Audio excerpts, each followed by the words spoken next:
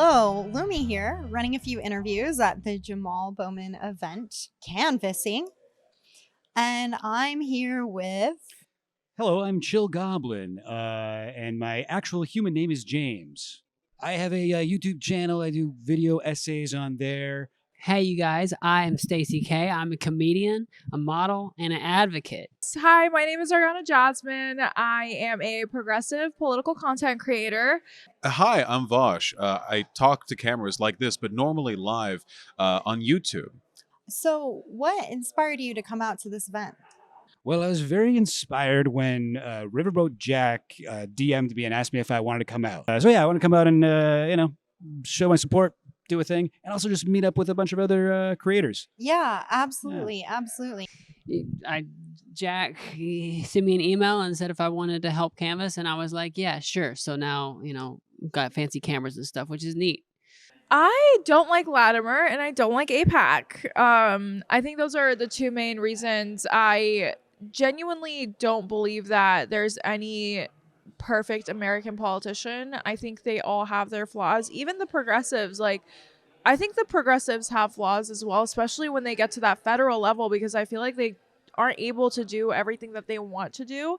But at the same time, when I look at someone like Jamaal Bowman as opposed to someone like Marjorie Taylor Greene or even someone more centrist, I would much rather have Jamaal Bowman representing me as a progressive than someone that's more centrist and just doesn't care about the future of our world. And especially for us, I think when our parents were a lot younger, they had hopes, they had dreams. That American dream was possible, and that American dream is just not possible for us. Depression is skyrocketing. Most of us more than likely won't be able to afford a house. Healthcare, a lot of us don't even have healthcare.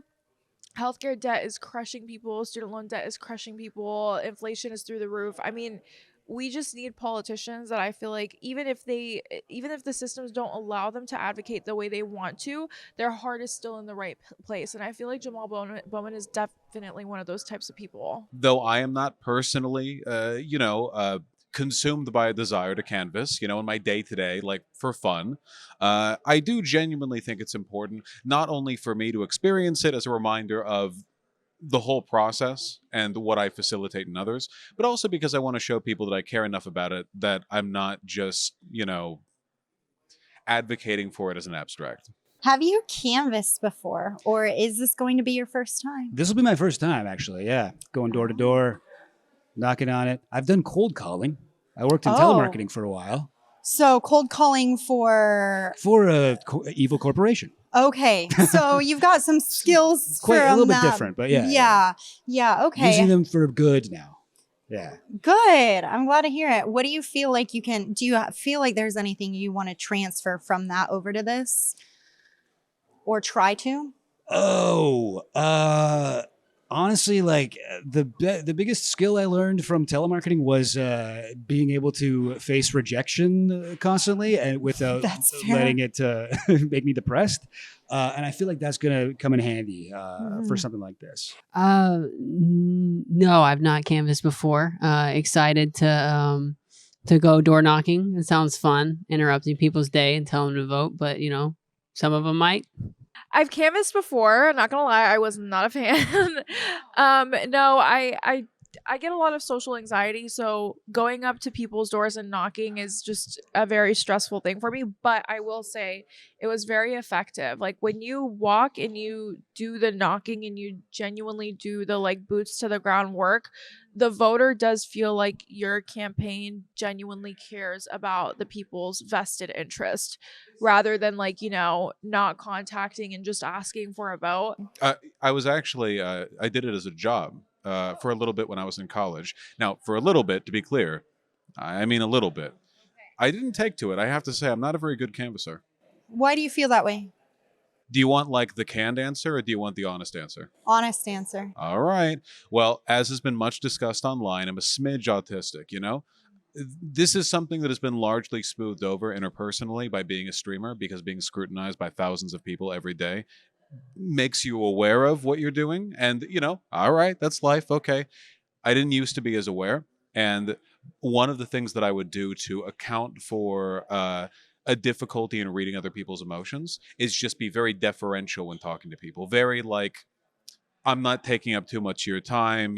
I'm not bothering. Now I'm not as worried because I can read, the expressions a bit more. But back then, I had no idea. So I would rely on other people's, do you want to go? Now, if you're canvassing, people always want to go immediately as soon as they open the door and find out you're not an Amazon package. And it did not work at all. I think that in these skills, at least, I have improved. But back then, I lasted an appreciable number of weeks, I think. Have you had a lot of one-on-one political conversations? Oh yeah, definitely. Yeah, too many. People don't like it. I gotta. Yeah, I have gotten into a lot of Facebook arguments. I have made things awkward at parties. I have. My girlfriend's told me I gotta calm down in the car home, from a party. Reel it in. Yeah, Have you had any good ones? Oh, I guess that would be a good thing to focus on. But yeah, definitely, I've had some good ones. Like one-on-one political discussions, like that aren't like debates, but actual like conversations where like something is learned on both sides and people come to it with an open mind or whatever. It's more just trying to be informed or hash something out than two people who disagree, who want to whatever. Like, yeah, it can be really hard to step into a conversation where something is so polarizing. Yeah. Tough. Politics is about so many tough issues. And you might disagree, but being able to step in and still have that conversation and it not to fly off the wall, I feel is very, very difficult. So yeah, I've had a lot of conversations about Israel-Palestine lately. How's that been? Lost a lot of good friends from the past, but I always try to be like very understanding and very like empathetic. But it's such a heated issue. And I've had a few that were productive. I thought, or kind of that didn't become super volatile, and it was like we both kind of allowed for the other person to say things. I don't know. It's hard to think of an exact example. My brain is all like just going to this one time that I was at a party and a guy was like, this is in Canada, and this guy was talking about how much he loves Trump and like whatever. It's crazy. Okay. He was just like, oh, Canadian Trumpers. Yeah, Canadian. Oh yeah, boy. They exist. But I remember he was like really loudly like, Trump's the best. Oh, blah blah blah.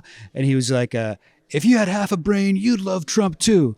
And then I was like, yeah, because I'd have half a brain. And then the whole party laughed.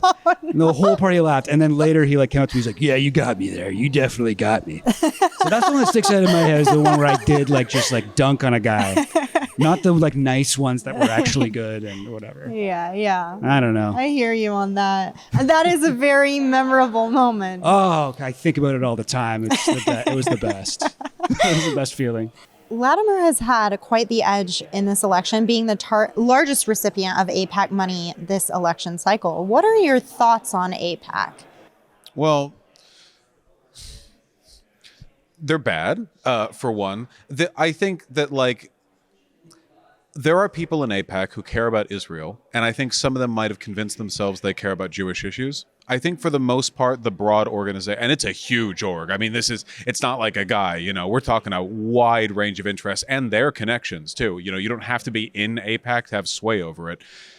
I think it's largely just a conservative pro-business group, I think that there are probably people in it who are very far right and insurrectionist. I think that some of them might even be moderate liberals who are just kind of in on the Zionism bit. I think it's a very big tent, and it's just a big tent full of bad, at least in this respect. I think, I don't think Latimer is especially committed on the Zionism issue. I just think it's convenient to use him as a wedge against a progressive candidate, ousting a Justice Dem, using AIPAC and the whole business with Israel on October 7th as like the fulcrum. But if October 7th hadn't happened, I mean, I don't think AIPAC would just sit in their asses. I still think they'd be funding conservatives in this race. But maybe not going after Jamaal Bowman so much, right? Probably not. I think this is like a wedge for them. They're taking advantage of a perceived weakness. Unfortunately, I think that in this district, there are a lot of people with good intentions on this. Anti-Semitism is a real problem, no downplay in that. So I think that there are a lot of good people who are vulnerable to the propaganda that Jamaal Bowman is anti-Semitic or like contributing to a problem. Just the other day, I saw a respected journalist, Aaron Rupar, on Twitter, who was reading anti-Semitism into some messaging of Bowman's that was not at all anti-Semitic. Bowman said, I'm paraphrasing, of course, but he effectively said that it was irresponsible of Netanyahu to claim over and over to be the leader of the world's representative for Judaism, to claim that Israel was like the center of Judaism, that they were the definitive country that represents all, and then to do like a genocide, right? Like that's a poor representation. You're kind of casting a dispersion on the Jewish people. And Aaron Rupar said he thought that statement itself from Bowman was anti-Semitic, which is objectively ludicrous. But I don't think that statement comes from like malice on Aaron's part. I think it's just people are, especially in the current political climate, sensitive to the belief that there might be radicals on either side of the fence who are anti-Semitic. So I think a lot of people feel defeated by AIPAC right now, which I think is a completely fair assessment or feeling to have. Like, it's valid, But at the end of the day, I want people to think about this even early last year, no one really knew what AIPAC was, or if you did, you were probably in somewhat of a niche community. Like, you were really into politics, or you went into like a rabbit hole in lobbying, or you were like me, you grew up with a Middle Eastern family that just taught you about AIPAC at a very young age. But the average American genuinely didn't know what AIPAC was. So I think it's a huge win alone that so many Americans have woken up to just the fact that AIPAC is a really dangerous entity, and it's controlling a lot of our federal politicians. Like, I hate to say it, that's what it is. But also the fact that even though that's true on its own, AIPAC is scared. They're scared. You don't spend $16 million on something you don't get a financial return on unless you're scared or you're desperate. And I think that's both. I think they're both. And even regardless of what the outcomes are going to come out on Tuesday, whether people vote for Jamaal or in the primaries or not, people turn out or not, at the end of the day, we know that we scared and really, really, really put the fear of God in an entity that has been controlling federal politics for so long. Latimer opposed supervised injection sites in Westchester. He was opposing them. Bowman supports them. Where do you stand on that, and why? I definitely support safe injection sites. I think that it's like a massive tragedy how this is not something that I can be on a high horse about either, because Canada is also very cruel to our, people suffering addiction issues. But it's needles. They get gross. They get all bent up. They can really hurt your arm. It's great that we have these sites that reduce overdose deaths by this massive percentage. I'm hugely in favor of it, and I think it's kind of gross when people are against the idea. It just seems very gives off I want to say like a medieval king vibes or whatever. He's like, oh, move these gross peasants away, out of my sight. It really is just sweeping problems under the rug instead of having compassion and empathy and solidarity with people who are going through a difficult time. I'm not a doctor or anything, but the research I've seen in safe injection sites leads to a decrease in overdose deaths, which I think is inalienably good. And I think people oppose safe injection sites because they think that it is the government incentivizing drug use. But according to studies in other countries, and these having users under supervision gets them closer to government officials or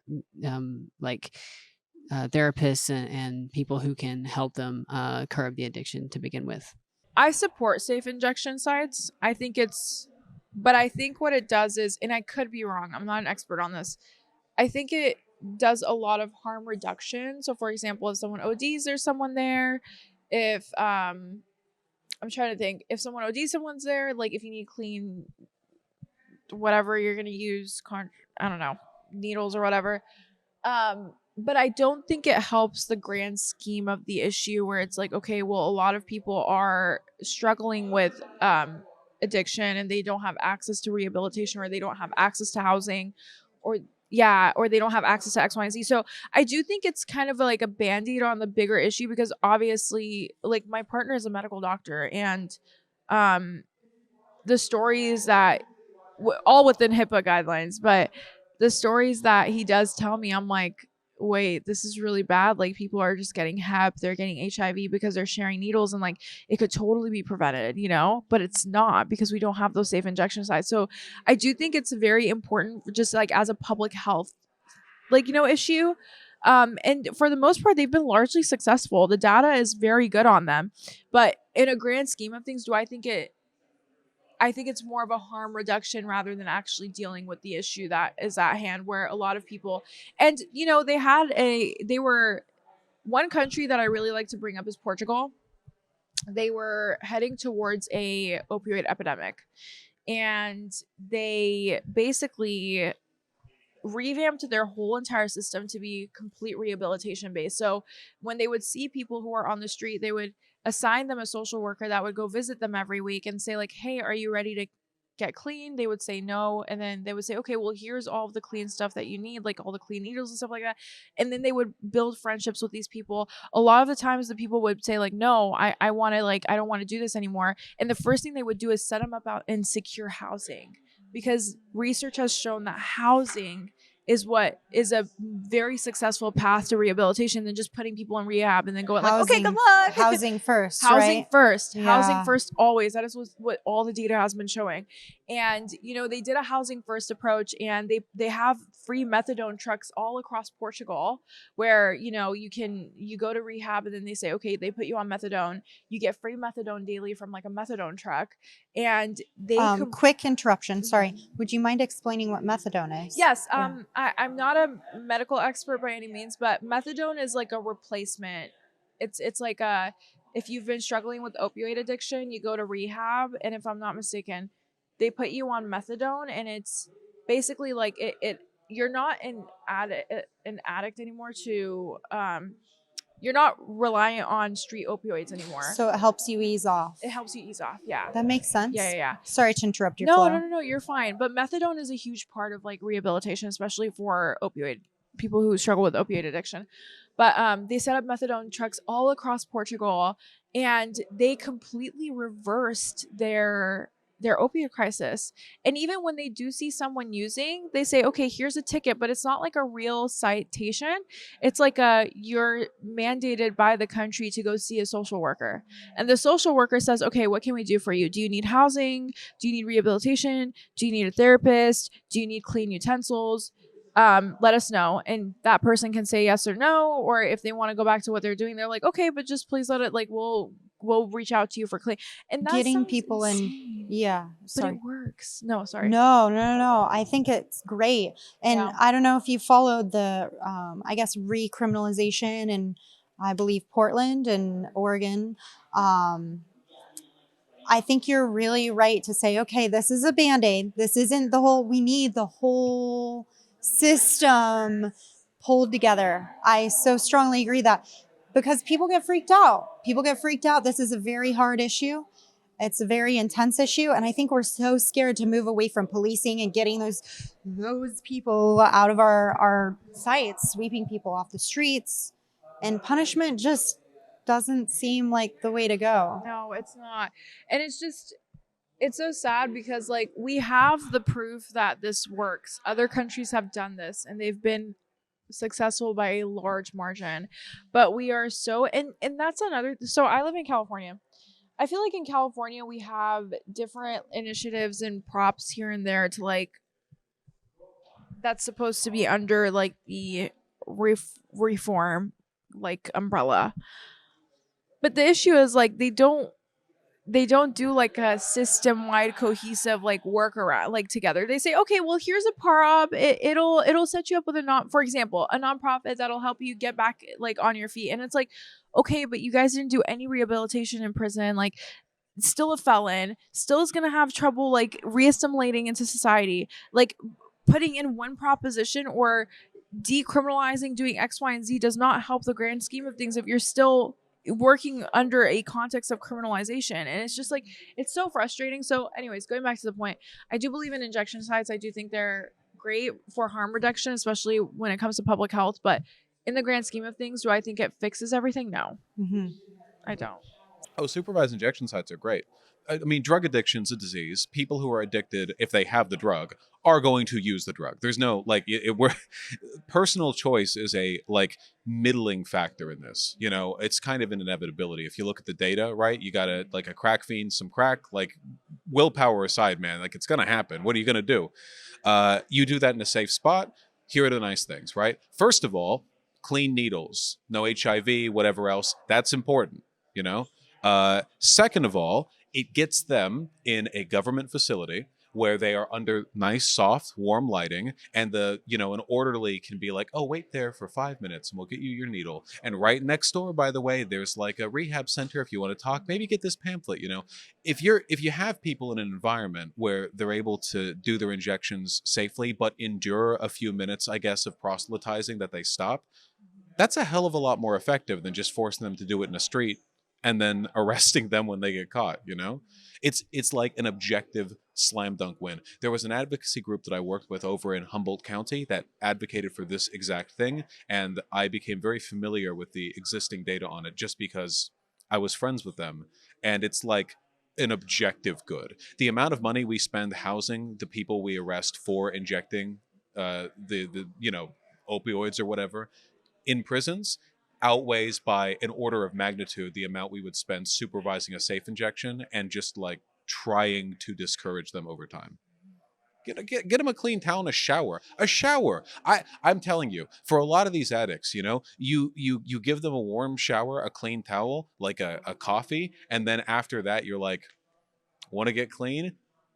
I genuinely think a lot of them would be like, it sounded pretty nice actually. I felt like dog shit a second ago, but now I feel like a human, and maybe I'll believe in hope. Maybe I'll believe in a future. Yeah. Who believes in a future when they haven't showered in a while? It's rough. It's rough. I hear what you're saying there.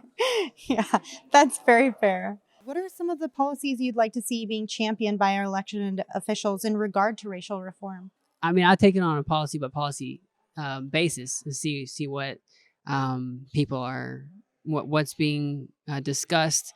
Usually whenever you come up to the politics around like racial policies, the difference I think is pretty obvious. A lot of time it's usually Republicans trying to cut things, right?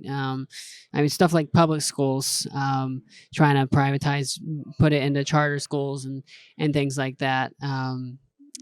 Can, like, if Republicans are successful with it, lead to greater racial inequality. So I think if you look at it like at all with like a racial perspective, it's pretty obvious like which policies are good. The first one that comes to my mind is Indigenous rights. I feel like Indigenous people have been asking for a multitude of things, especially when it comes to environment, MMIW, just land back in general. And time again, not only has our government not listened to them, they've actively fucked them over. Excuse my language. So I would love to see reparations going to Indigenous people, as well as,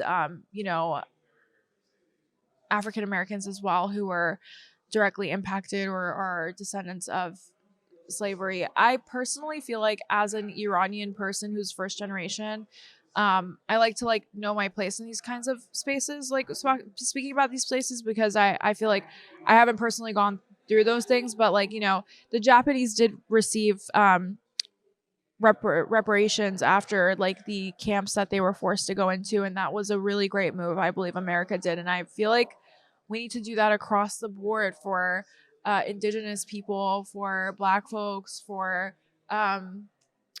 those are Indigenous and Black folks are the first that come to mind, but I'm sure there's other. But also funding finding Indigenous women, especially in Alaska. I mean, it's such a big problem, and no one is really. There's people talking about it, obviously, like activists and stuff like that, but it's not a national issue, and I feel like it should be. Like, Indigenous women across the nation, in Alaska as well, have been sounding the alarm on MMIW, missing and murdered Indigenous women, and I just feel like our government is just not doing jack shit to help them, and it makes me so freaking sad. Like, it really makes me it makes my heart hurt, So funding things that, like, listening to communities and funding them, like doing actual case study, like, there's different studies that you can do on different communities to see like where funding could help them a lot. And like, yeah, let's fund those funding, those initiatives. Let's see what the community needs, where our money could be most effective, whether it's within people's pockets directly or community wise. I would like to see both. I mean, if we have so much money to spend on Israel and Ukraine, I'm sure we can like funnel up some money for them too. Unfortunately, it doesn't seem like the case, but yeah, I would love to see that kind of. And also another thing I would love to see as well is just prison reform in a way where it's a ecosystem of prison reform. So not like, oh, okay, we're going to implement programs in prison, but then other than that, you're done. Like, no, why don't we actually work on, rehabilitation rather than incarceration? But then once they're out, like setting them up with being able to get work permits, allowing them to get housing, or putting them in some sort of subsidized housing where their maybe parole officer can have easy access to, like, whatever. My specialty is not incarceration, but like, I just think that this system can be so much better all around. And that does heavily impact young, children of color, Black children or Black folks. So yeah, things like that I would love to see. Do I have hope it's actually going to happen? I think it's a whole other conversation, but like, I would love to see it for sure. You guys really got to get Medicare. You guys really got to get Medicare. I don't know when that's going to happen for you, but it will happen. Happen for us. It can happen to you. Get some free Medicare. Don't you want to get hurt and it's not a big deal? As an American, I support this message. Imagine if you could get sick and not also go bankrupt. What if only one bad thing happened at a time? Think about it like that. You're breaking my heart. As an American. Yeah, it's rough. It's rough out here. It is rough out here. What are your hopes for this election cycle? What do you want to see come out of it? I hope that this district will not succumb to a lot of money trying to coerce them into voting a certain way that would be against their own interests and against the interests of the entire country. I hope that they make the right choice, whatever that may be.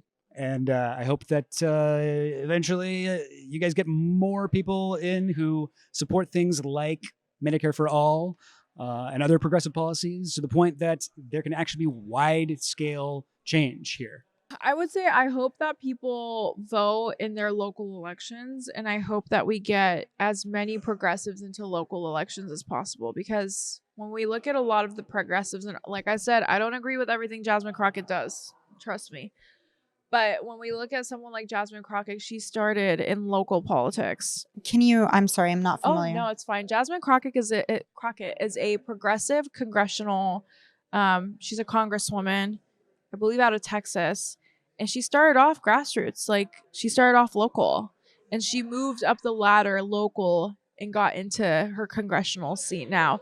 So a lot of these politicians, like, we look at the AOCs and we think that's like the marker, but it's really not. A lot of politicians move up from local politics. And if we ensure that we elect as many progressives locally, it'll really help set up the next generation of people who run for Congress and federal politics. And I know that's so far out, but we need to lay that foundation so that in the future we do have that in our back pocket. So I do hope that a lot of people turn out for local elections. Is there anything I didn't ask you that you would like to talk about? I guess I want to talk a little bit about optimism, if I might, Yeah. Politically speaking, we're in a better position now than we ever have been, more or less. Maybe things were better a year ago than they are today. In domestic politics, we're primed for gains that we still can't even really understand. What do you mean by that? Can you expand? I think that it's mostly the young people, you know, when I was growing up, which was not that long ago, you know, I'm 30, in high school, homophobia was very common. And a lot of it was like insincere in the sense that you would have young people who would call stuff gay or people the F slur, but they didn't really know what it meant. Like they knew, but they weren't, it wasn't a committed position. They didn't ideologically defend the virtue of homophobia. I'm sure this is still around today to an extent, but I do know for a fact that if you go into like any school nowadays, at least judging from like the demographics of Generation Alpha, like there are a lot of gay kids and like queer kids or non-binary or trans or colored hair, which is like being gay, all over the place, you know? And what that means is exposure, and exposure is valuable because once you actually like interact with a group, you know they're human. That's why people who live in cities are less racist and everythingist than people who live in rural areas. And if you're hearing about someone talking about how like the southern border is about to destroy America, they're probably in a northern state in a county with 6,000 people, you know?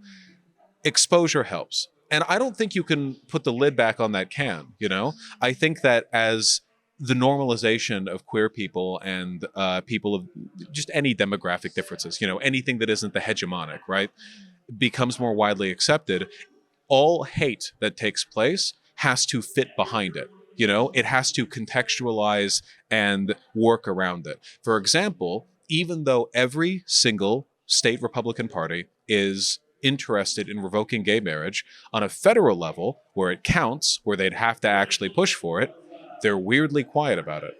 And I think that's because it took all of 10 years for support for gay marriage to go from like 25% to 75%. What can they do? What can they do to get around that, you know? Hate always has to be bent around the tolerances of the time. If people are tolerant towards the gays, they go after the trans people. If they're tolerant towards them, they go after the whatevers. And I just think that tolerance is expanding way, way, way, way, way faster than hate. And I think that sometimes is a frustrating process, and the exposure means more people like, I don't know, Andrew Tate are going to make careers off of being the backlash. But I still think it's happening faster than anyone can really account for.